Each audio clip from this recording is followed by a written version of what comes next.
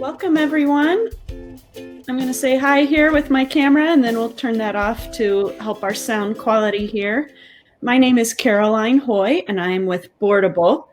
And you might have heard of Kamila before because she's well known in the nonprofit consulting business. But if you haven't heard of Boardable before, let me introduce you to a central portal for all of your meeting details, document storage, task tracking, online voting, e-signature, and now our new Boardable with video meeting feature. So get rid of your Zoom, go to boardable.com and sign up for a free trial and check out this new video feature we have, as well as all the other great features that are just going to make all your meeting planning so much easier and get so much more done in between your meetings.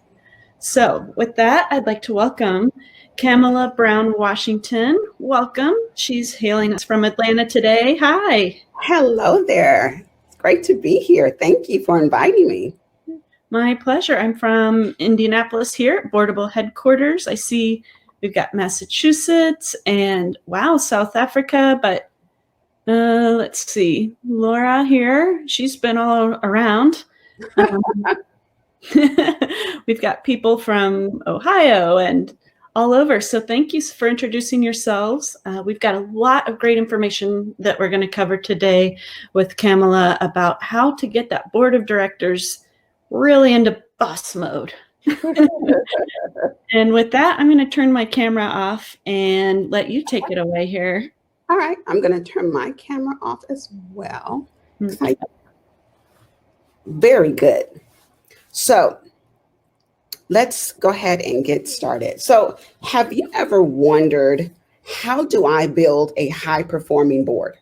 What exactly is a nonprofit board supposed to do?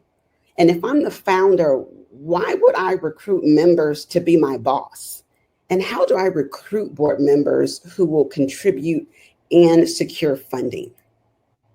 So how do I know this? Because I have been you. Every doubt, every question, every headache, every prayer you have ever prayed, trust me, I have shared the exact same emotions. So please use the free master book, the masterclass workbook that was sent to you earlier today, and take as many notes as necessary, because I want you to be able to start implementing them as soon as possible, and stay until the end. And we have a special bonus for you. Yes, and just a reminder, we'll send you a replay. I can resend that workbook to everybody, as well as this slide deck. Fantastic. So during this masterclass, you're going to learn the top 3 mistakes to avoid with your board and the consequences, as well as my 4-step framework for building a high-performing board that generates operating capital and helps you to leverage your vision. And then, of course, how to simplify your board management with technology. It's time to move from the Flintstones to the Jetsons. I love it. So if you stay till the end, I'm going to share my bonus, which is the roadmap to my $1 million charity. So I love Tyler Perry. I love his movies, but not so much about the movies, but more so because he's so philanthropic, right? So you hear about how he goes to the Walmart and he pays off people's their Christmas layaways. And let's just play a little game. Okay, so let's say that Tyler Perry is going to donate $500,000 to a nonprofit charity. Okay. Woohoo. However, in order to qualify for that $500,000, you have to have a productive board of directors. So who do you identify with? Are you like Felicia? You're just trying to figure this out. You know, you don't really have a strategic system. You might be recruiting friends and family. You're just trying to meet that, minimum requirement from the IRS. You're trying to grab onto that low-hanging fruit, but your board doesn't really have accountability. There's no structure to your meetings. You're wearing multiple hats. You're a little stressed out. The board's not really performing. They don't really have direction. So, do you feel just let us know in the chat if you feel like Felicia. Or do you identify with Michelle? Let's call Michelle the money magnet, okay? Yeah. Money magnet, Michelle. Well, Michelle has a 4-step framework system for how she recruits and manages her board. She has a high performing, what she calls her dream team. And her board is made up of independent members. She doesn't have friends and family. Her board members are contributing from a monetary standpoint. They share their relationships, they're providing resources, they have a strategic plan to help move her vision forward. And of course, she's using technology to simplify the management of her board. So just type into the chat and just let us know, do you identify with Felicia or with Michelle? Poor Felicia. Figured Felicia. We've Okay. had a lot of Felicias and We have a lot of Felicias. Okay, well, by time we finish, you are going to be Michelle, because now you know. When you know better, you will do better. So monetizing my expertise was the number one way that I grew my business, but it wasn't monetizing alone that made the biggest impact. It was my board of directors that positioned me. So when I started my charity, I really wanted, consistent income. I wanted to build a brand. I had just experienced like 2 different layoffs, and I love to travel, but I wanted to have a little bit more control. I wanted to be able to serve through education. And so that was what motivated me, right? So let's flash back for just a little bit. So from 2008 to 2011, I started a clothing closet. My charity is called Chameleon Professional Development. At the time, it was called Chameleon's Closet. And we provide wardrobe and image makeovers. Now we have incorporated more of an educational component. But at the time, I was struggling. I was giving services away for free. I couldn't afford to pay the rent. My income and revenue was up and down. I had no paid staff. I had a few volunteer interns, but every 3 months I had to retrain them all over again. At one point, my car was stolen. oh And my so, like, I'm here trying to help the community, and the community is stealing from me. goodness. So I was, juggling, trying to run the business, plus taking, my husband to and from work and raising our toddler son, all with one car. So at one point, I just had to give up the office because I had no board support. I was that angry Black woman, okay? You were Felicia. I was Felicia. How did you guess? I was Felicia. So I began feeling that there was something wrong with me. Perhaps I didn't deserve to be a successful business owner. I remember praying and crying and literally begging, God to remove this desire, because, it was just too much. I felt embarrassed. I felt like I was a failure, and that I had let my family down, and they had helped and invested so much to, help me get established. And then a friend of mine just called me, truly out of the blue. Because once I moved from the office, I started a mobile service. So I still had clients, but I just didn't have a physical office. So I would pack up my car, and I would go to my partner's offices, and I would conduct makeovers there. And so she called and she says, hey, Kamila, the pastor at my church would like to meet with you, because they're starting this community center, and they want to put a clothing closet inside, but we know nothing about starting a clothing closet. We have about 6,000 square feet of space that we can donate to you. Will that work? I'm like, what? So my board was not productive. They were very dysfunctional, and they weren't contributing. They weren't bringing resources. And so this is a quick timeline of what I did. So from in May of 2013, I started this partnership, right? I literally dissolved my entire board. I just let them go and told them I was moving in a different direction. And I started meeting with other nonprofits who were really thriving and they're financially stable, and just meeting with them and their board president to determine what makes them so successful. So during that process, I started recruiting new board members like quickly, because I only had like a few months to move into the space. So my new board was able to secure a $15,000 grant from Home Depot for the renovations. In October of 13, we did a soft opening, and my board had some political friends, I'll just say, in the governor's office. They came for the site visit. Lo and behold, a lot of these people worked for the workforce development agencies in our surrounding counties. And they offered to pay me up to $2,000 per client. Like, I didn't even realize, like, the light bulb didn't even go off that I really needed to be charging for my services. As a result, they really helped position me. They put me in the right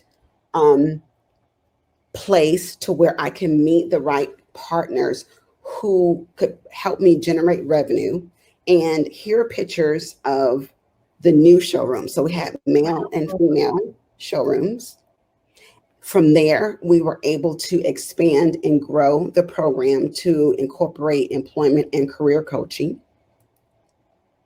And then here's another picture of like that process. So we have volunteer stylists and makeup artists, and they would actually help groom our clients for the interview process. During that time frame, we were able to expand globally. And now we have programs in Kenya, Haiti, Brazil, Chile, and Honduras. It's amazing. All of this is because of the board. 2014, I generated over $900,000. By 2017, I had over 4 million. And I have receipts, don't you worry, okay? So it all started with I want to see receipts. My dream team. So society has molded us to believe that your board of directors are your boss, that they hold all of the power, which makes them the enemy, okay? Totally false. Your board is your biggest advocate, okay? When you build your dream team strategically, they will open doors and position you for long-term success. How? I'm so glad you asked. They do this by you putting a systems machine, which is your GPS. Okay, let's just call that your GPS.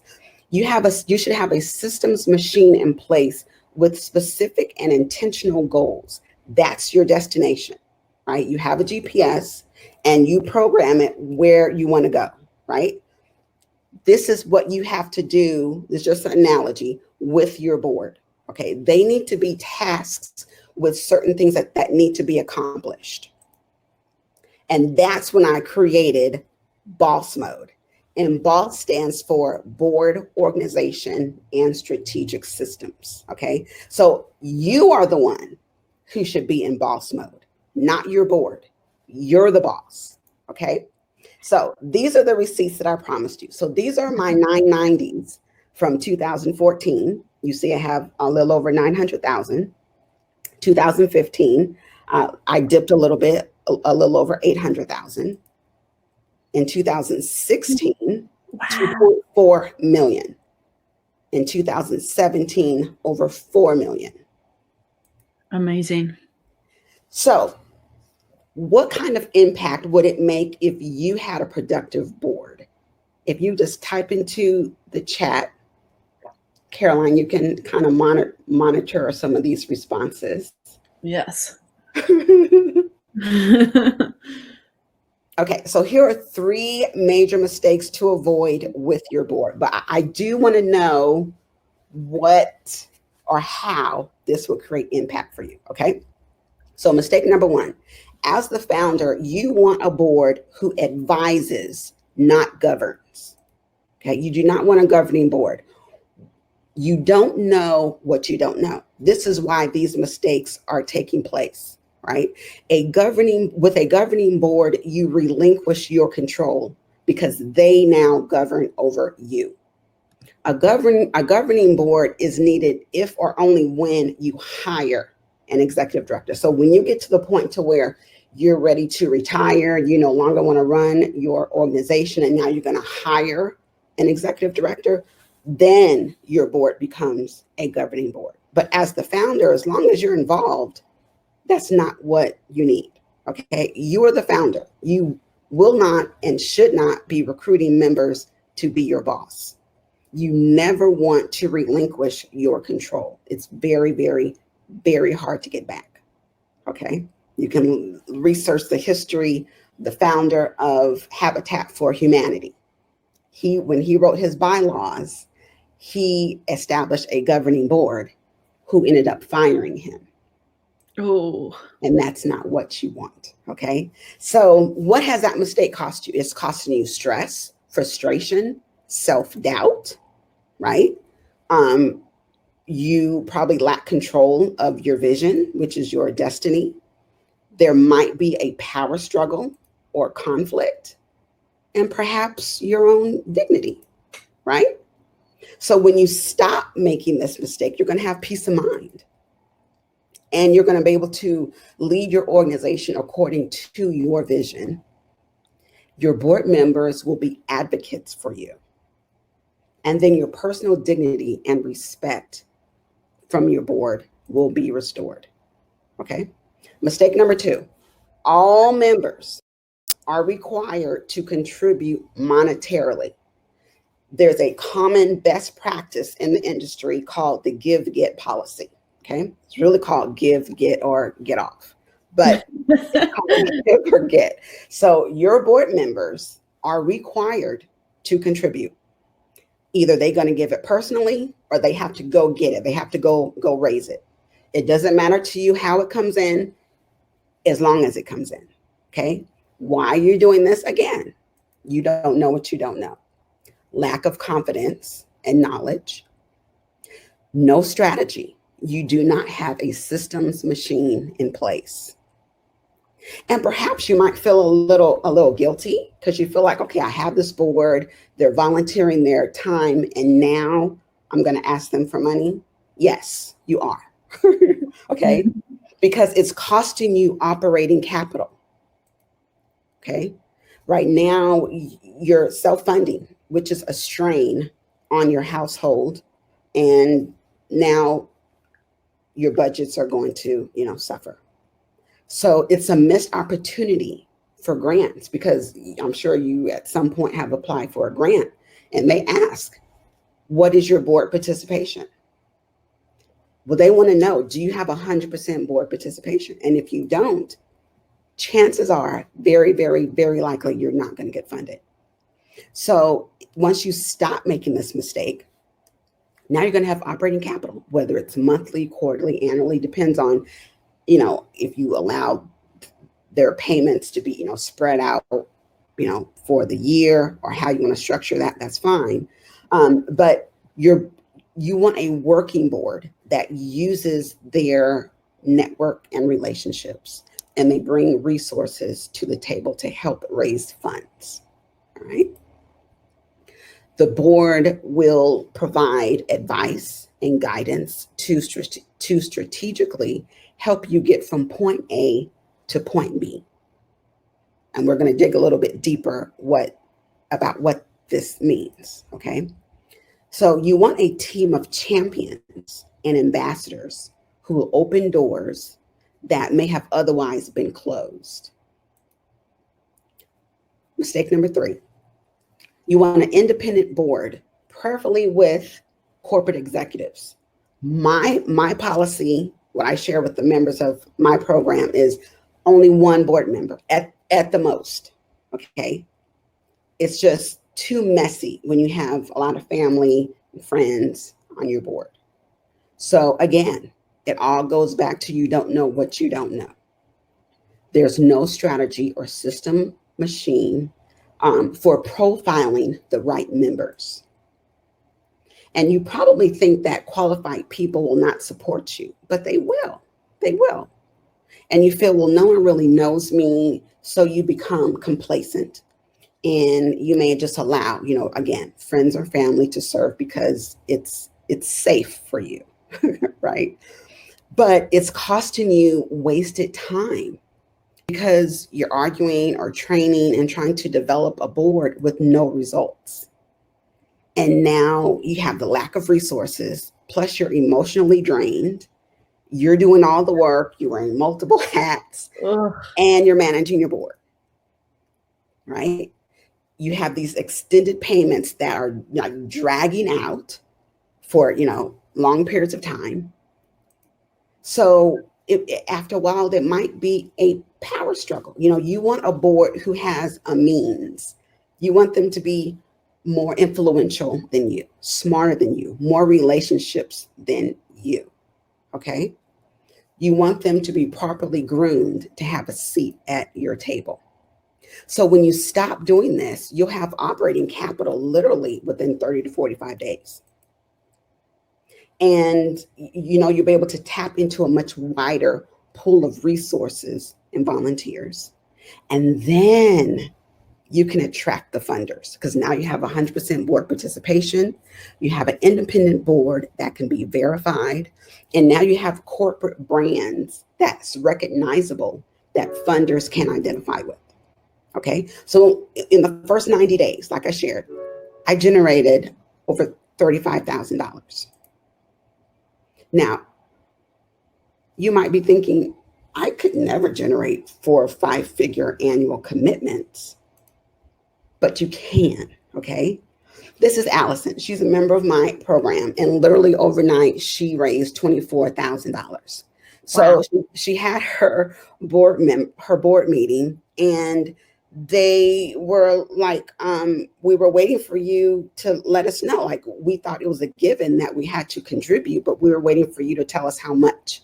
She said, I felt as light as a feather. I guess you have not because you asked not. So all this time she was just assuming, like, when are they going to contribute? But she never asked. That night she started sending out the invoices and they were just making payments. Okay. Many of the members will report $85,000, $57,000, $70,000 or $10,000. People really want to get behind you and help. So Charles wrote Pure Genius. Not only did Kamila simplify the process, but her coaching allowed us to build our board of directors whose fundraising efforts, $85,000 plus the board positioned him for $1 million federal grant. So if you need to raise $10,000, which is easier, to write a grant and wait and wait and wait, or to have your board raise it?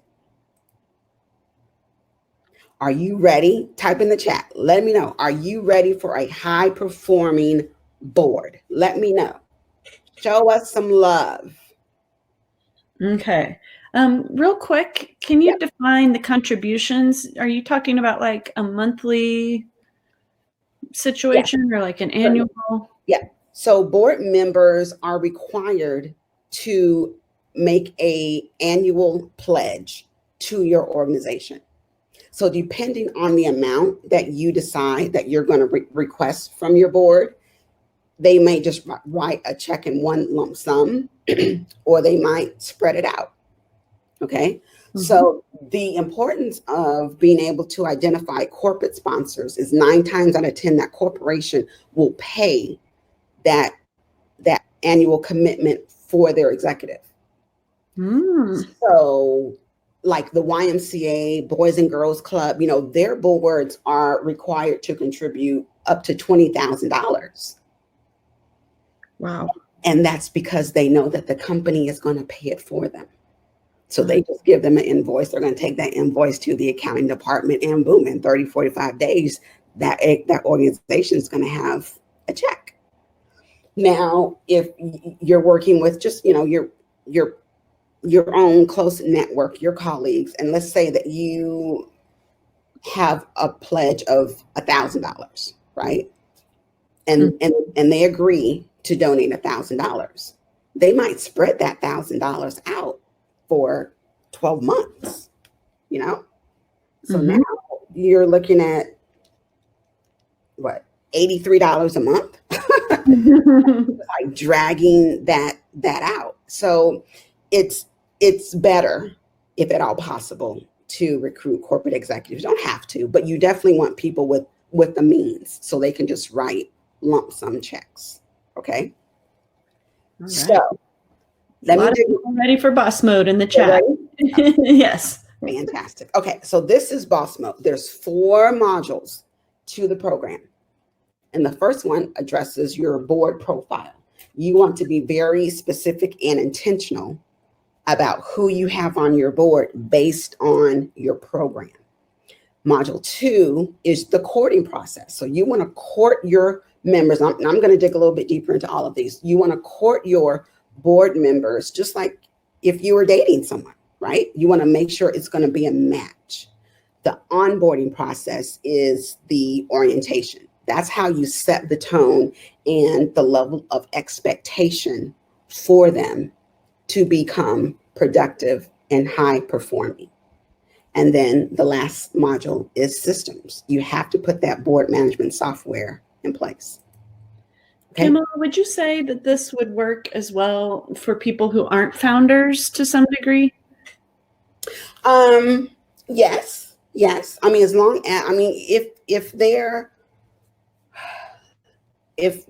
on the board and maybe they're in the process of recruiting more board members, but it's probably better if they're in some type of position where they're either interacting with the board or recruiting the board or have some type of working relationship with the board. Gotcha. Okay, I will let you get to it. Okay, great. So who sits on your dream team? You want to be very, very, very specific. Okay. How will this person move you closer to your goal? You want someone with you who's able to make a financial commitment as well as bring resources to take your agency to that next level. People want to see that you have a definitive position. It's easy to recruit people if you know how to tell them and show them, remember that GPS, show them where they are going. What destination is programmed in your GPS? Like, do you know? Or do you just say, like, 2 years from now, I want $1 million? Well, are you prepared to manage $1 million? Is your program ready for that? You know? So here's a little analogy. Here's a little visual example. So this is where you are. You have this light bulb, right? You have this great idea for this nonprofit. And you want to get to the land of success. That's where you want to go. You are here with the light bulb and you want to go to this flag, which is the land of success. The shortest distance is a straight line. So you want a well thought out plan. You want to play chess, not checkers. You don't want to be all over the place, just hopping around. You really want to be strategic. This is not the time to try and figure it out. Okay. So in your courting process, this is where you're going to determine if this potential member is a match. Okay. So I want you to understand the power of a board prospectus. I'm not sure if any of you have heard of a board prospectus, but a board prospectus is a document that helps you articulate the history of your organization, your vision, the structure of how you want your board to operate, how you want to identify your members, and basically it outlines the expectation. So there's no surprises. And you present this board prospectus to any potential candidate that you might be considering. So if your board is lacking productivity, oftentimes it's because you don't have the right players on your team. Did you interview the members? Did you ask, how will they help grow and expand your vision? Did you intentionally identify each and every member? Did you research them? Did you check references? It's not much different from hiring that key employee. Okay. So let's just say you were introduced to someone. Okay. So you just met, or someone referred you to someone and said, oh yeah, Joe Smith will be a great board member. And then Joe proposes. Like, no, you just met. Awkward. So yes, extremely. That's a good one. Very awkward, right? So just because you met them and someone referred them to you, that doesn't mean that you automatically invite them to be on your board. Okay. So you want to go through a courting process. So like date one, you want to tell them about you. You're probably going to do most of that talking when you have your initial conversation, right? You want them to know your story. Your story is what's going to motivate them and inspire them to want to help move you forward. Okay. Your second date, now you want to know about them. Let them do the talking. What motivates them? What are their ambitions? Why are they interested in your organization? How do they plan to get you to that next level? Ask them. It's important for you to know, right? By the time that you have that third or fourth, meeting or date, you can kind of feel like, is there chemistry? Do you really feel that they can help leverage you and get you to that next level? Okay. So then you have your onboarding process. This is where you're going to extend your offer. You're going to extend an invitation to them to serve on your board. So you want to determine, how do you want your onboarding to happen? Do you want them to attend a board meeting? Do you want them to attend a service project, which is great? You want to make sure that they're not afraid to get their hands a little dirty, that they do have a heart to serve. What documents do you plan to require that they sign?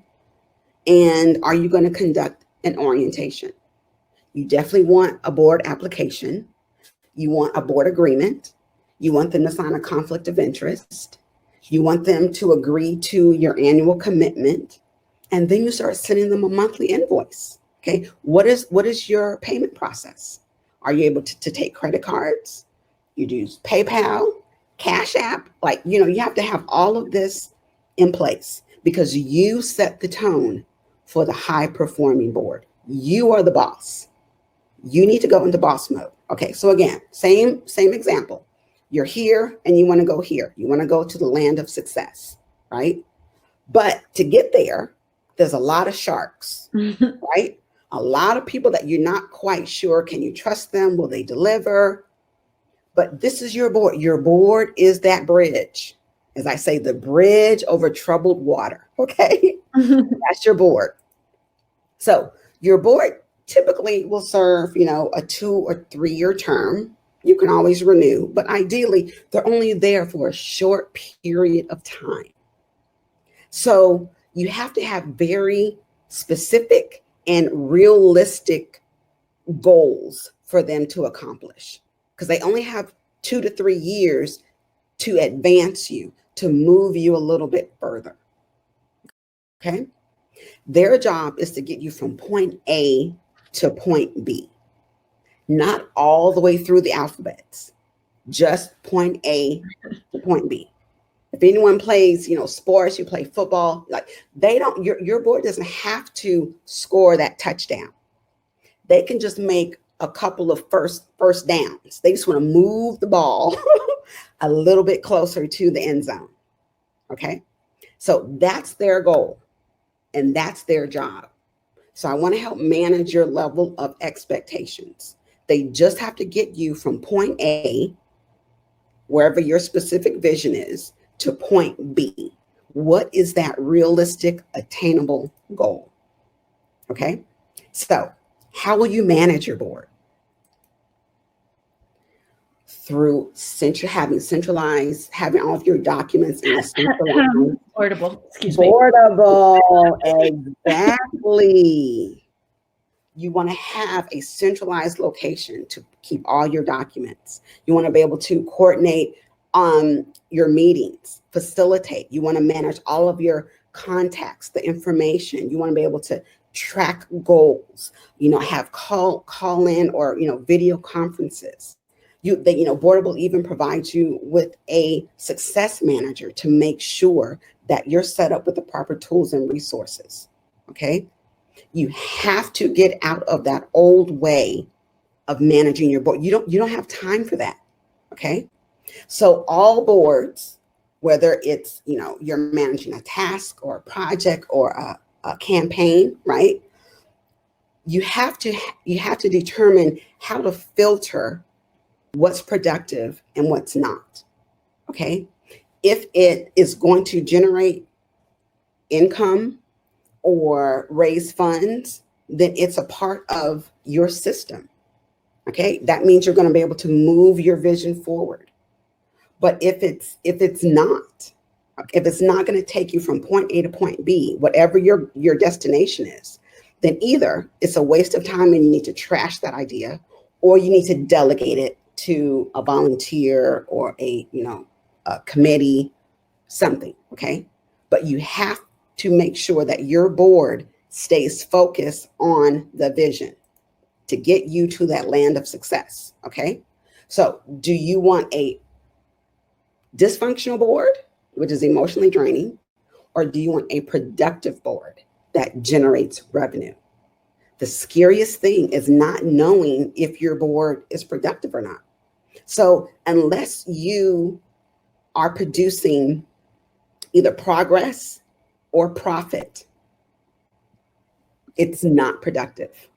Sometimes progress is profit, and sometimes progress is just progress, and that's fine. But those are the ways to measure if you have a productive board. So this is Cheryl.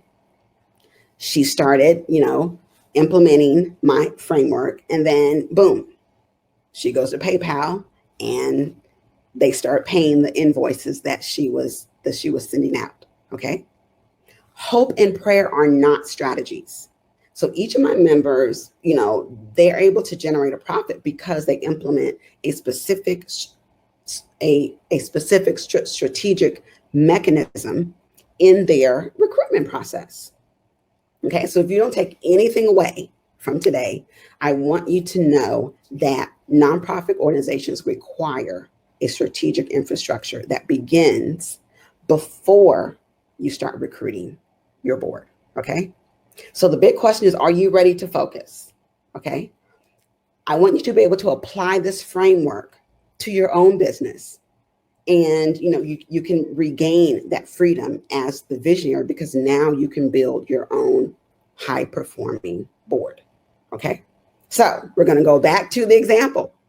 Do you want to be like option one, Felicia, who's wasting time and effort trying to figure everything out herself?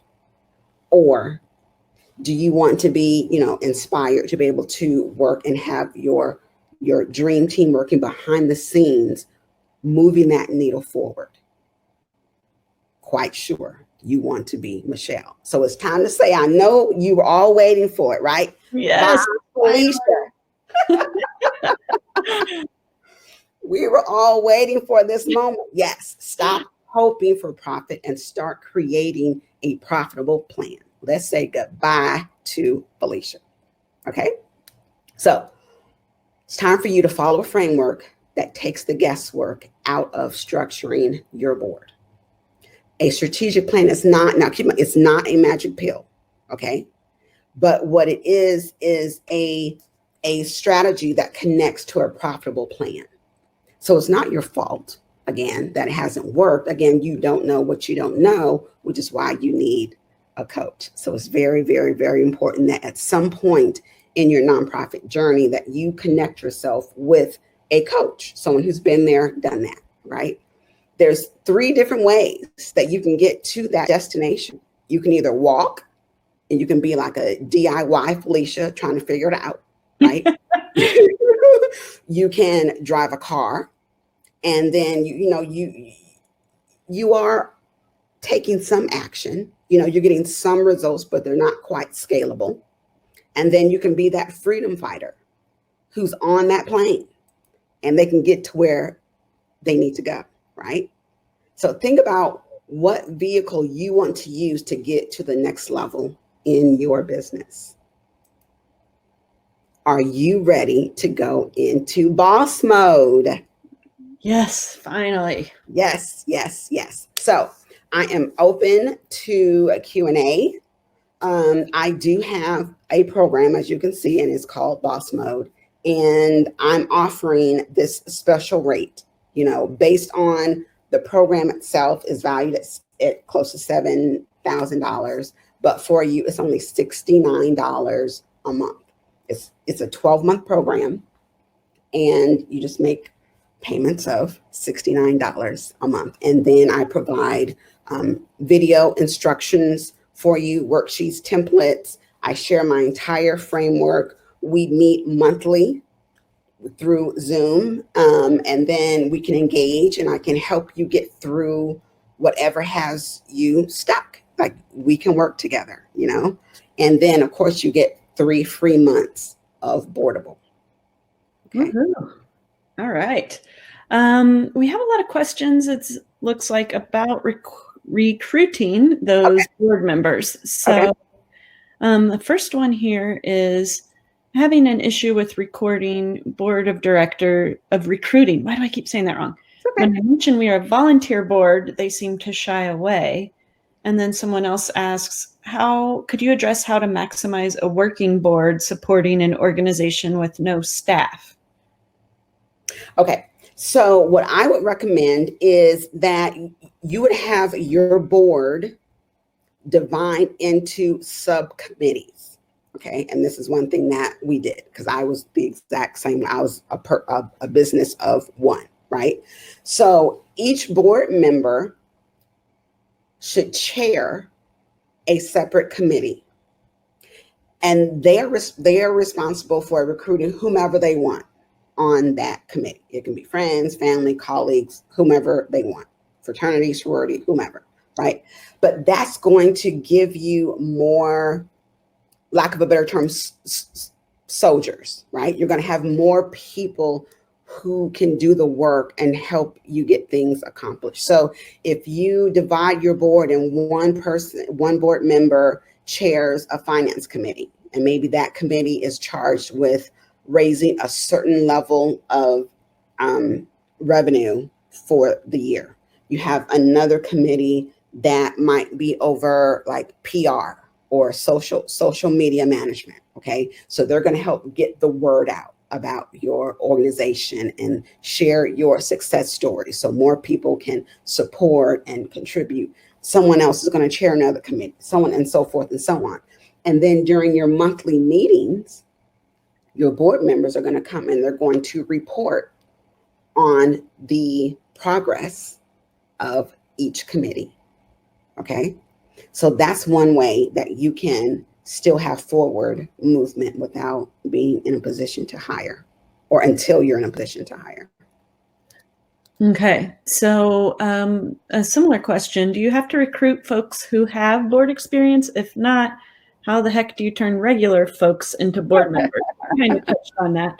I love that idea of having their friends in the committees, because, it kind of adds an extra incentive for them to do that work. They absolutely like the people already. Yeah. And people are going to be drawn to, like, when they see their friend, oh, you sit on a board. What does the agency do? Oh, we do A, B, and C. Oh, really? That's awesome. How can I help? So typically they're going to want to help, just because if it's interesting enough for their friend to serve on a board, it really must be a valid organization that's creating impact. And everyone wants to be a part of something that's much bigger than them. Hmm. And how do we find those board members if we're not tapping friends and family for that? Okay, so a couple ways. You can go on LinkedIn and find, well, first of all, you have to really narrow down your program. And based on the program, the service, product, membership, whatever it is that you have, that's how you're going to determine who you need on your board. Okay. So once you determine who you want, you can go on LinkedIn and you can recruit from LinkedIn. You can also go on volunteermatch.org and recruit board members. You can go on another site called Taproot, Taproot, Taproot Foundation. And you basically are going to draw up or create this job description and you can post it on their sites. These are sites to recruit volunteers, and you can recruit board members on those sites. Another way, I know here in Atlanta, they have it, and I would imagine each chapter of the United Way. So United Way has a program called VIP, and VIP stands for Volunteer Involvement Program.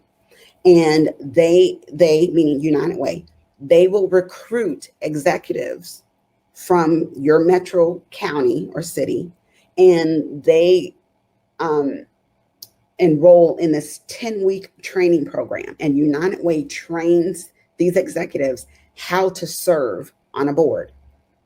At the end of the 10 weeks, they invite the local nonprofits in that community to attend like this open house, speed dating kind of event. And then the members of that program kind of work the room, and you can recruit board members who are trained. They know exactly what they need to do. They're affiliated with an organization who will sponsor their participation on your board. So, the sky's the limit, how much money that you want to be required. You might say, I want $5,000. Boom, you're going to get $5,000 because now their company is going to sponsor them. So there are opportunities out there. As entrepreneurs, we just have to be resourceful, and we can always ask our network of friends, hey, I'm looking for an attorney. I need an attorney on my board. Do you know an attorney? Sure, I know Joe Smith. Okay. And then you start that process with Joe Smith. Send him an introductory letter or email and just let him know that you have founded an organization. This is what you do. And you're in the process of recruiting board members. Want to know, is it okay if you forward a board prospectus to him? So now he says, yes, that'll be great. Go ahead, send me that prospectus. So in your prospectus, it outlines everything, how much they have to contribute, what their responsibility is. There's no surprises. So he gets this board prospectus and he's like, oh, great. What's the next step? Now you start that courting process. And I understand COVID now. So now you can do that courting process maybe through Zoom, depending on where you're, located. Maybe you can do a little social distancing at like a Starbucks or, something, but you need to go through a courting process to make sure that he is the right fit for you. Okay. Okay, I'm putting these links in the chat for us. Right. Another question we had was, how do you establish what the board contribution should be? And have you seen examples of the sliding requirement where different board members might have different requirements?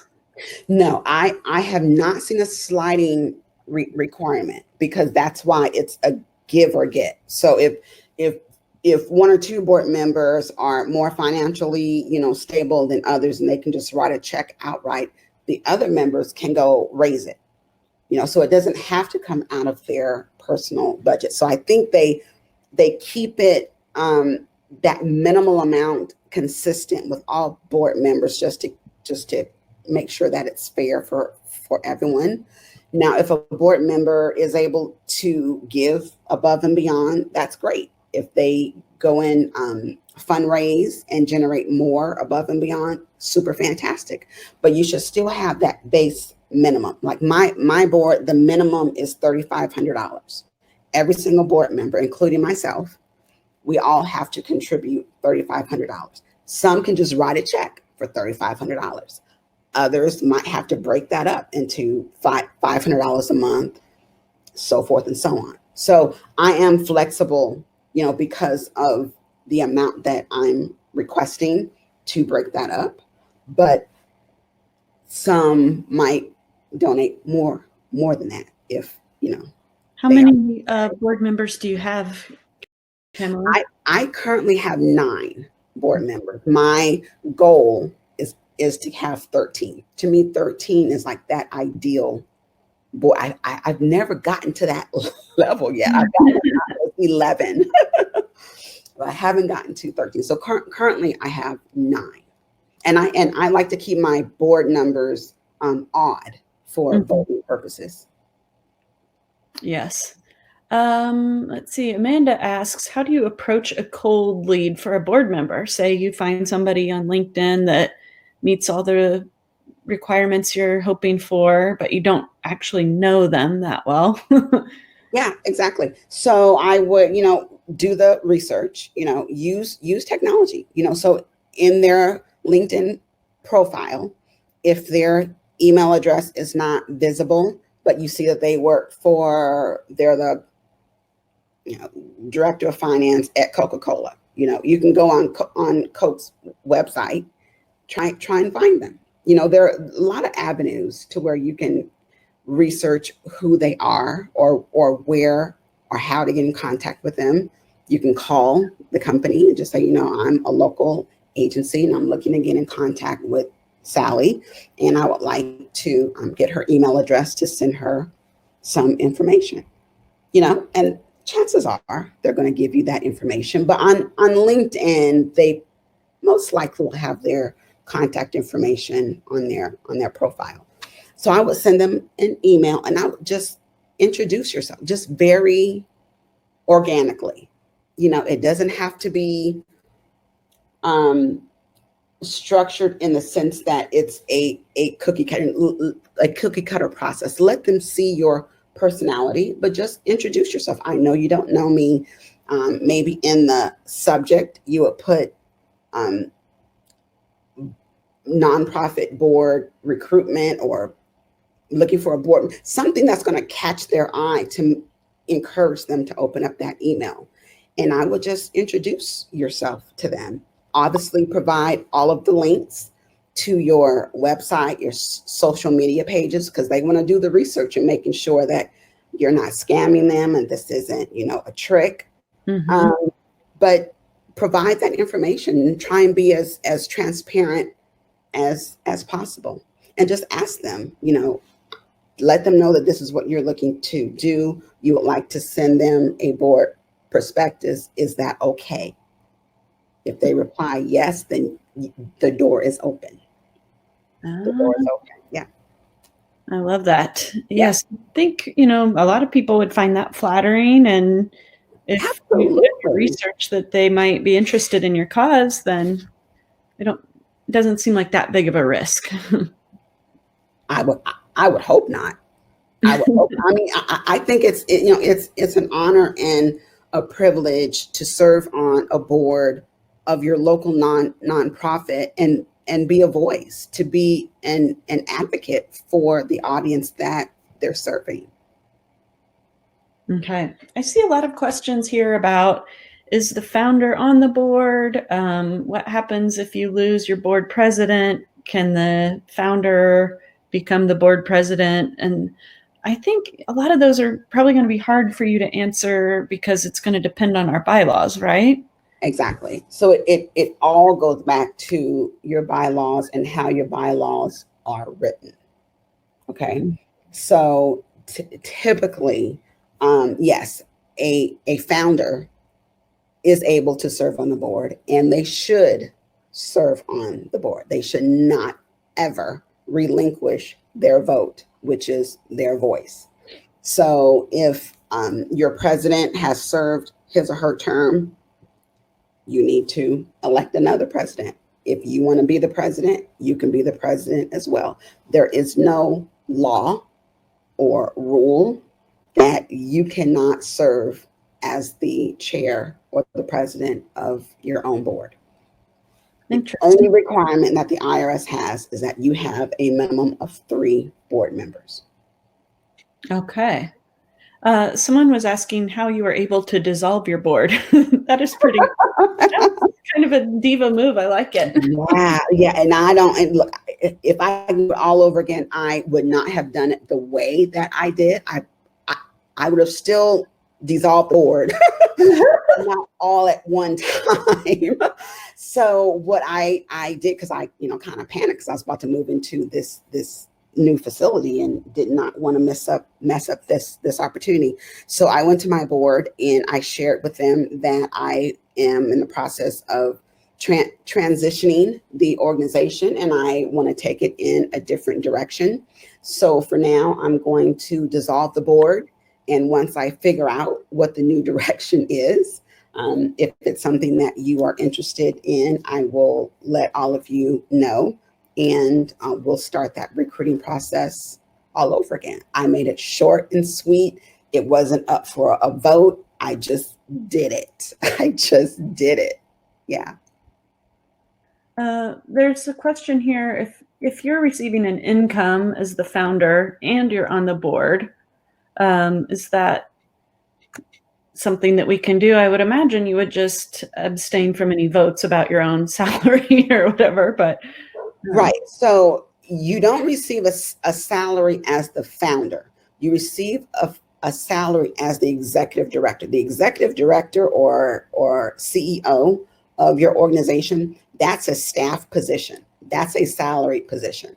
The founder is a board position, or it just identifies that you are the one who created the organization as the visionary, right? But that's not a salaried position. So you get paid, you get your salary as the executive director. Okay. So again, it goes back to your bylaws and how your bylaws are written. My bylaws are written that as the founder, not as executive director, because executive directors can come and go, but there's always only going to be one founder. So as the founder, I have complete autonomy to determine my compensation and the compensation of my staff. I do not allow my board to determine my compensation or the compensation of my staff. They don't work with my staff, I do. So I know the value that they, bring. So they want to have, a say-so in terms of our annual budget and the program, that's fine, but not my personal income. And the reason why, because for me, it's more important that you know the why, not so much the what. The reason why is because, as I shared earlier, your board members are going to serve a term, 2 to 3 years. If you renew that for another two to three, great, fantastic. But the bottom line is your board is going to rotate, right? So I do not believe, again, and I'll always share what's my personal belief versus what is the law. It is not my belief that my board should make a permanent decision based on a temporary situation. Mm-hmm. So I cannot allow them in good conscience make a decision about my salary and the lifestyle and quality of life for my family, knowing you're only going to be in this position for a few years and then you're going to go off and live the rest of your life. But yet I have to live with the decision that you made, right? So that just does not sit well with me. Mm-hmm. So as I wrote my bylaws, I make sure that I wrote that I have complete autonomy to determine my salary and the salary of my staff. And the board adopted, they voted, and they agreed to the bylaws. So it all goes back to your bylaws. Your bylaws determine what your board can and cannot do. how they should and should not function, what you are allowed or are not allowed to do. Mm-hmm. Let's see. I think we have time for maybe one or two more questions. Again, we have this question of what advice can you give to like our EDs in the audience who maybe aren't founders but would like to help the board leadership take on some of these more proactive approaches or directions? I would suggest that they meet with their board president and chair. And again, like hopefully they have, a really good, candid and open, relationship with them. I know it's a little bit different if they have a governing board, like if they were hired as that executive director and now they report to, the board. But they can go to the president and just share, we really would love, or, they would really love to get to a certain level, paint the picture of the vision that they have for the organization and what their strategy is. I would like to get from, again, point A to point B. It will be great if we can create these subcommittees. Are you open at the next board meeting to propose that each board member chairs a subcommittee or whatever, their plan or strategy is to get to that next, level. But I would start with the board president because that direction will have to come from them as the leader. Okay. I see a lot of questions here about bylaws and things. I think we're going to have a hard time answering those for specific orgs, but I do encourage you to check out at boardable.com / I put it in the chat. Yeah. resource-library. There's tons of articles in there. Also, we have Kamila's website here. I'm sure you've got other blog posts and things like that here that people could find helpful as well. Sure. And we're going to be sending a replay of this entire presentation as well as the slide deck, that workbook that we sent out earlier in case you didn't get it. And then I thought maybe you had something else we were going to put with the replay. But so did I send you the roadmap to I my think that's what it was. Yes. Okay, yeah.